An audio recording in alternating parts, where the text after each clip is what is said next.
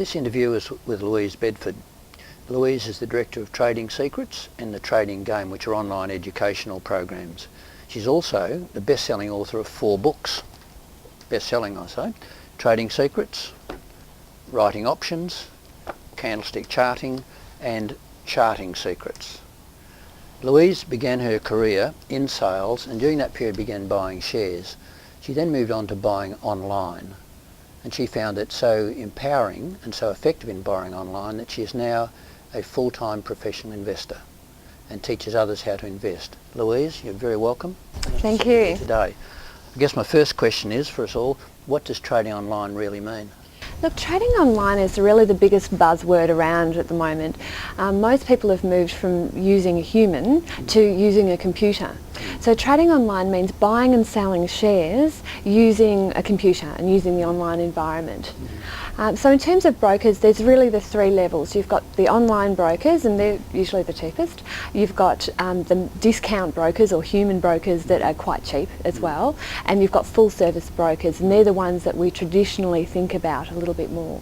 What are the benefits of doing it yourself? Oh gosh, it's a lot cheaper, isn't it, Ray? That's got to help. But also I think it's not just that you can trade, say, between $19 and say about $33 per trade and then paying that again on the way out. It's also that you've got everything available at your fingertips so that you are completely in control of your own trades, and at any time you can just pick up the computer and start trading. Of course, with all advantages, there are disadvantages. What are the disadvantages of trading online? Look, there are definitely some drawbacks. One of the things that I've certainly seen, and it is backed by research, is that people, when they start trading online, moving from, say, a human broker onto the online environment, they really go crazy and they trade far too much and they're incredibly overconfident. A bit of exuberance is good, but being overconfident, it's a bit of a problem. There's actually a research team in the States, Brad Barber and Terence O'Dean, and they investigated 1,600 different traders online moving from brokers into trading online. And what they found is that when they were using a human broker, even with the fees and all of that, they were outperforming the market by 3%. But when they traded online, those same people underperformed the market by 2%. So that's pretty much down to overconfidence and over-trading. They just felt that they were ready to go and they were full of bravado, and they perhaps didn't have a reality check that using human brokers sometimes entails. I'm going to have to think that over myself, I think. What do you need to put in place before you can trade online? Firstly, a knowledge of computers, Ray. I think a lot of people start out and they're a little bit scared of computers, and maybe if they're perhaps a bit like me where I don't have such an eye for detail, you can make the odd error here and there, and that can make a big difference. So if you're not familiar with computers, get yourself to a TAFE course, do something so that you can upgrade your skills. You'll also need to fill out things like forms to be able to join an online broker. You'll need to have a bank account or a cash management account attached to that online brokerage house, and you'll need to be quite good with record keeping. So you should have everything set up to trade effectively before you even imagine going online. I found it not too hard, actually. Yeah, yeah. Keep a little red book as well, just in case. That's the way, yep. It's an age thing. No, it's all good. I do too. Who provides such trading services? What sort of companies allow you to trade online with? There's some big ones like eTrade and ComSec. They're very good. There's also some little boutique-y ones. The one that I use is called CBS Broking, and you can look up commoditybroking.com.au on the internet. They're very good. I think even with the larger ones, they'll always have a couple of drawbacks here and there, like you can't really get personal attention. So some of the boutique ones are quite good to investigate. So what are those 3 again that you? There's eTrade, ComSec, and CBS or commoditybroking.com.au. May be found through a Google search or whatever very easily. Very easily, and online they've got websites. So yeah, eTrade's very good. I've used it at ComSec as well. So yeah. What extra information can you get online to support your buying and selling decisions? Because if you're going to be overconfident, etc., I mean, what are the checks and balances there that you can get on this online trading when the broker's not talking to you on the phone? I think that education is extremely important. The thing to do is to have everything at your fingertips before you actually start trading. The online services will provide things like financial reports and, oh gosh, they've got everything, you know, push a button and it's all there for you. It's quite different from when I started trading nearly 20 years ago. You know, back then I had to ring a broker for every little thing. But with this, it's all pretty much in menus.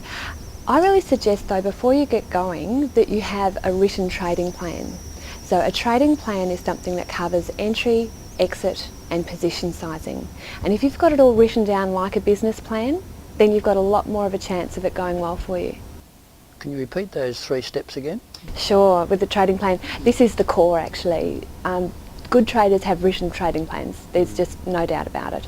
So entry, so how to get into a trade.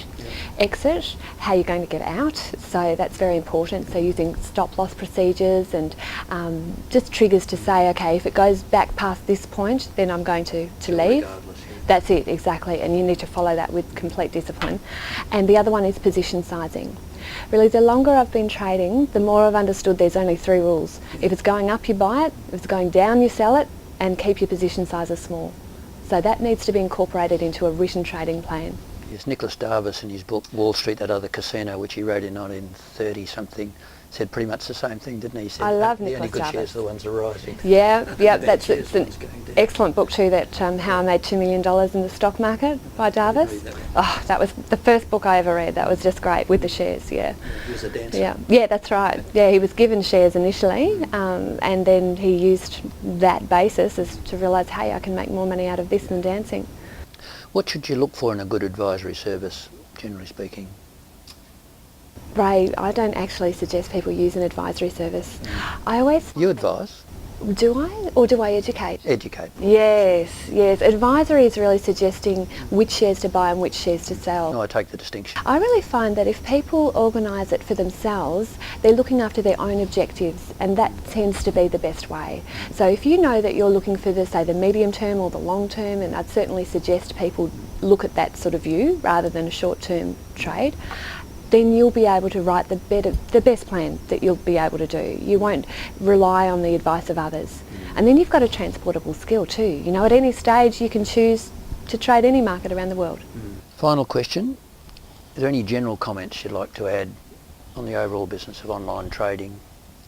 Look, you have a few different avenues to create your own trading system and trading plan. You could educate yourself using books and CDs and DVDs and that sort of thing, and you can create your own trading system.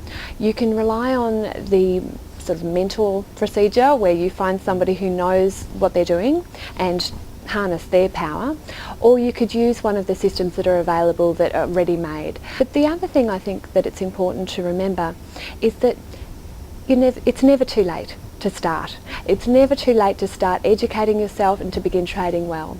One of the guys that I've trained fairly recently, actually over the past couple of years, he's 87 years old and he is a dynamo. He is absolutely hot to trot, and he's used all of his life experience to be able to become an incredibly effective trader, and much more quickly than I ever gave him credit for. He's just zapped into it.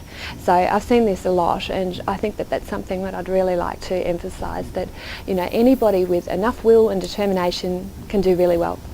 Well, thanks, Louise. I've been talking with Louise Bedford, as you know, and as I might remind you again, she knows what she's talking about with these 4 bestsellers. Louise, thank you. That was great. Thanks, Ray.